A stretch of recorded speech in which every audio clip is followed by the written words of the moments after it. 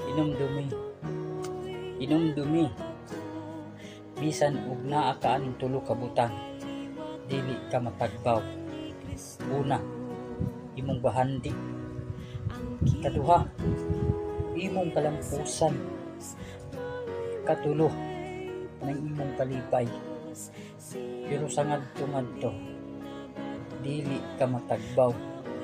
Kay nganuman, naay kulang nimo ug wala ka mahibaloon sa imong padulnan. Sa dihang mamatay ka, wala ka masayod, either sa kiliran ta sa Ginoo o sa kiliran ba Satanas.